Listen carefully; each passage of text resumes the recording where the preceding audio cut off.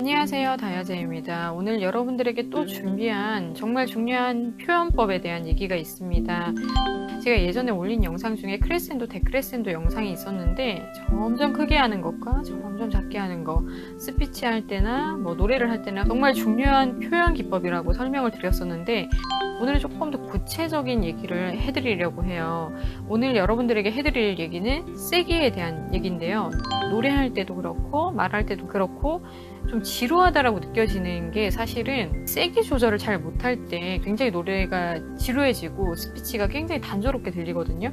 그래서 말할 때 그리고 노래할 때 중요한 부분에서 이 세기가 강조가 돼야 되는 부분인데 그럼 항상 세게 해야 되나요? 이렇게 물으시는 분들이 많은데 이런 것들의 변화를 적절하게 주는 게 정말 고수의 스피치 화법이자 노래할 때 기술인데 어렸을 때부터 좀 이론적으로 잘 접근을 해서 실기 쪽으로 이제 클래식을 했을 때 차이 나는 클래스가 돼버리는 이유, 바로 음악 용어에 대한 접근이 어렸을 때부터 일어났다라는 건데 우리는 여리개와 강하게 이것만 알고 있지만 하참 여리개를 표현하는 피아니시모부터 메조 피아노, 조금 여리개, 피아노, 여리개, 그리고 메조 포르테, 조금 세게, 포르테, 세게, 포르티시모라는 또 가장 세게 이런 적어도 6가지의 스펙트럼을 어렸을 때부터 배운단 말이에요. 이거는 피아노 칠 때도 배우는 거고 악기 할 때도 배우는 거거든요.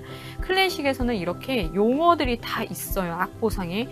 근데 그냥 노래를 듣고 따라한다 이런 식으로만 실용음악을 이제 접하거나 노래를 불러왔던 사람들 중에서 감정 표현이 굉장히 좋은 사람들은 이런 걸 배우지 않아도 알아서 이걸 잘 해요. 근데 표현력이 좀 부족하신 분들 있잖아요. 그래서 내 노래는 왜 이렇게 맛이 없을까? 왜 이렇게 노래가 재미가 없나? 뭔가 이렇게 사람을 감동시키는 뭔가 이런 이게 없나 하시는 분들은 이런 세기 조절이 너무 단조롭고 스펙트럼을 많이 가지지 못한 거예요. 다른 사람들에 비해서. 왜? 감정적으로 좀 더 예민하게 접근을 못하니까 내가 표현한다고 표현하지만 그게 다른 사람들 눈에는 1번이랑 2번밖에 없는 거죠. 한마디로.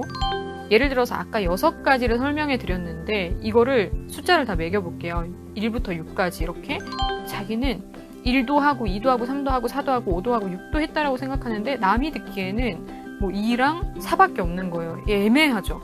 변화도 크게 없으면서 극과 극을 표현하는 것도 아니다 보니까 뭔가 노래가 애매해요. 그래서 잔잔한 느낌이나 이런 것들은 어울리는데 지루해요. 2랑 4란 말이에요. 아니면 더 심한 사람들은 2랑 3만 표현하든지 3이랑 4만 표현하니까 노래가 너무 지루한 거예요. 말할 때도. 근데 또 어떤 사람은 1과 6을 표현하는 거예요. 너무 또 이건 갭 차이가 심하잖아요. 노래를 부른다거나 말을 할 때 1이랑 6밖에 안 나오는 거예요. 정말 이렇게 작게 얘기하거나 세게 할 때는 막 이렇게 미친 듯이 톡 소리가 튀어나온다거나 이렇게 되면은 사람들이 놀라죠. 그래서 이런 1과 6의 극적인 표현 기법만 또 갖고 있는 사람들도 되게 아마추어처럼 보여요. 제가 최근에 뮤지컬을 또 보러 갔었는데 뛰쳐나오고 싶었던 적이 몇 번 있었거든요. 티켓비는 프로급으로 받았어요. 근데 전혀 실력이 프로가 아닌 거예요. 연기는 그렇게 나쁘진 않았는데 아니 뮤지컬은 노래가 또 그 맛이 아니겠어요. 근데 노래를 너무 못하는데 어떤 식으로 노래를 하냐면 소리를 다 터트리는 거예요. 한두 번쯤은 들을 수 있는데 매번마다 그렇게 노래를 부르니까 귀가 아파서 못 듣겠는 거예요. 이게 무슨 노래냐 진짜 이러면서 저런 사람이 어떻게 이런 티켓 값을 받으면서 배우라고 저게 설 수가 있냐. 소리도 크죠? 거기다가 지르죠? 현장에서 머리 두통이 막 오는 거예요.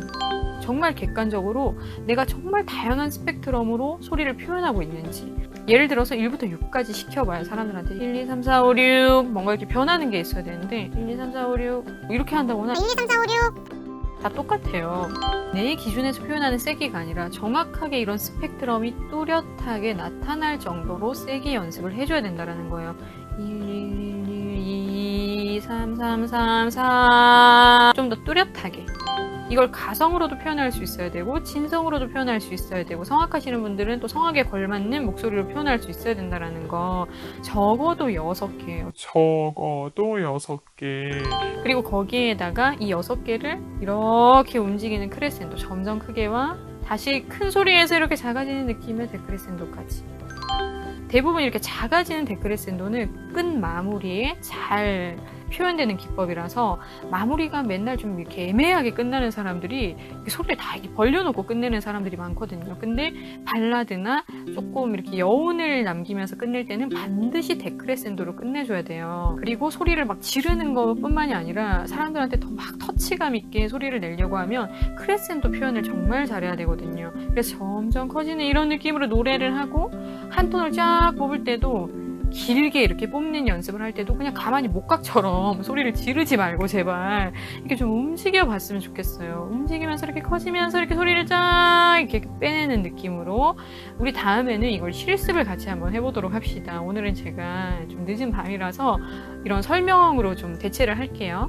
이렇게 우리가 다양한 표현을 배우면 되는데 대부분 이제 선생님들한테 가면은 뭐 좀 더 세게 해봐라, 뭐 좀 더 좀 강렬하게 표현해봐라, 좀만 더 부드럽게 해봐라 이런 식으로만 하니까 좀 감을 못 잡으시는 분들은 계속 헤매요. 그래서 이렇게 명확하게 음악 용어도 있고 스펙트럼이 다양하다라는 것을 머리에 알고만 있어도 표현할 수 있는 게 훨씬 많아지거든요. 숫자로 표현해도 좋아요. 이 용어들이 어렵다면 써놓고 그걸 보면서 112, 3333, 444 두드려가면서 연습도 한번 해보고 똑같은 음정에서도 해보고 음정을 바꿔가면서도 해보고 기본적으로 이런 연습이 있어야지 내 안에서 표현해낼 수 있는 게 많아진다는 거. 노래를 부를 때도 여기는 5번 정도로 해보자, 포르테로 해보자. 그리고 굉장히 중요한 얘기를 할 건데 악센트와 수비토 피아노에 대해서 얘기를 할 거예요. 악센트가 뭐냐면 이것도 음악 용어인데 딱 그 음만 강조를 하는 거예요. 악센트가 딴딴딴딴딴 이렇게 5번 들어갈 수도 있겠죠. 딴딴딴 이렇게 3번 들어갈 수도 있고. 그래서 이렇게 좀 강조를 순간적으로 확 해주고 싶을 때, 한음만 딱 해주고 싶을 때 악센트 표현을 쓰는데 이거를 또 아마추어들이 잘못 쓰다가는 굉장히 큰일 납니다. 왜? 또 소리를 막 지르게 되거든요. 그러니까 소리가 오히려 애같이 들리고 건성으로 내는 것 같이 그냥 막 싸지르는 것 같이 들리니까 좀 소리의 퀄리티가 많이 떨어져요. 그래서 소리를 만드는 것부터 먼저 하고 조금 커버링이라든지 일단 기본적으로 소리가 좀 포근하게 감싸져 있는 느낌이 있는 상태에서 강하게 도입이 일어나야 된다는 거를 잊지 않으셨으면 좋겠어요. 대부분 악센트가 오는 경우 노래에서는 다른 데 가면 이런 거 배우실 수 없으실 거예요, 여러분들. 저니까 알려드리는 거예요.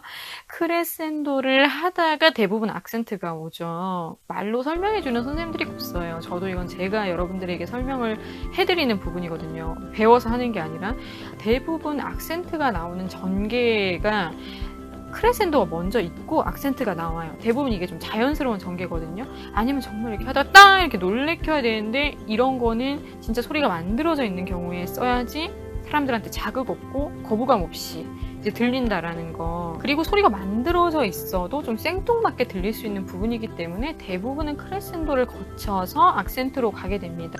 예를 들어서 후렴 들어갈 때 얼마나 다 지르면서 들어갑니까?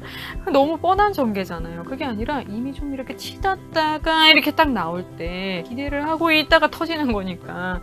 그래서 크레센도로 기대 심리를 올려놓은 상태에서 악센트를 탁 쳐주면은 아우 뭐 짜릿하고 뭐 말할 때도 그렇고 노래할 때도 그렇고 항상 이런 전개에 의해서 핵심이 터진다라는 거, 짜릿함이 터진다라는 거 이해하시면은 또 좋을 것 같고. 수비토 피아노라는 게 있는데 이거는 악센트 다음에 바로 작아지는 거예요. 여러분, 그래서 우리가 이런 식으로 말할 때는 표현할 수 있는 거고 노래할 때도 이렇게 탁 쳤다가 확 빼는 거예요. 훅 들어왔다가 싹 빠지는 거죠.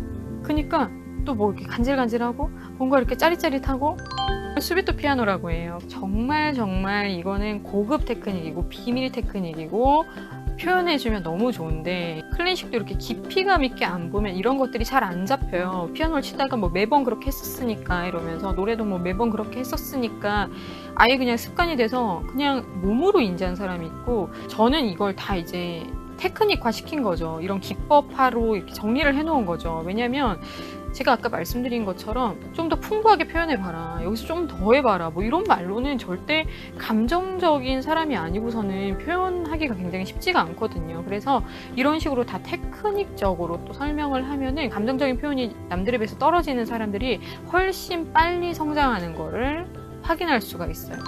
하나의 팁을 더 드리자면 수비토 피아노 다음에 이 치고 빠진 다음에 크레센도를 해주면 또 이게 또 여러분 또 대단한 테크닉이 됩니다. 노래 잘하는 사람들은 계속 막 움직여요. 이렇게 막 줬다가 뺐다가 막 이러면서 막 나를 미치게 만드는 그런 거 있잖아요. 그래서 이렇게 치고 빠지는 기술을 잘해야 되고, 그랬다가 다시 안 줄 것 같더니만 다시 막 이렇게 내놓는 거예요. 이런 막 되게 혼란스러운 가운데 예술의 세계에 나를 홀딱 빠지게 만드는 그런 기법이 다 이런 테크닉이 잘 되고 있다는 증거거든요. 근데 이거를 우리가 해석하지 못하고 노래 잘한다, 저 사람 노래 들으면 좋아, 뭐 이렇게만 하면 안 되고, 쟤는 왜 저렇게 노래를 잘하지, 저 사람은 왜 잘하는데 난 안 되지, 이렇게만 생각하면 안 되고, 다 이런 차이점이 있어요. 표현의 스펙트럼이 다양한 사람과 다양하지 못한 사람들의 차이. 여러분들도 이렇게 제가 말씀드린 것을 테크닉적으로 좀 더 접근해 보시면 감정적인 부분이 더 이렇게 채워지는 느낌을 받으실 거예요. 그리고 자기가 이런 것들을 또 훈련하다 보니까 감정이 더 풍부하게 변하는 것도 확인하실 수 있으실 거고요. 감정적으로 하는 게 더 좋죠. 기계적으로 하는 것보다 감정적으로 만들어져서 나오는 게 좋은데, 이런 것들이 또 쉽지 않으신 분들이 있고, 그리고 감정적인 표현을 한다지만 또 남을 가르칠 때 이런 것들이 정리가 안 되시는 분들이 있잖아요. 제가 가르치는 이런 티칭법에 관심이 많으신 선생님들, 교수님들이 많기 때문에 또 나눠봅니다, 모두에게. 다음에는 이걸 저랑 같이 한번 실습해보는 시간을 가지도록 하겠고요. 오늘은 여기까지 설명하도록 하겠습니다. 재밌었죠, 여러분? 다음 영상도 기대 많이 해주세요.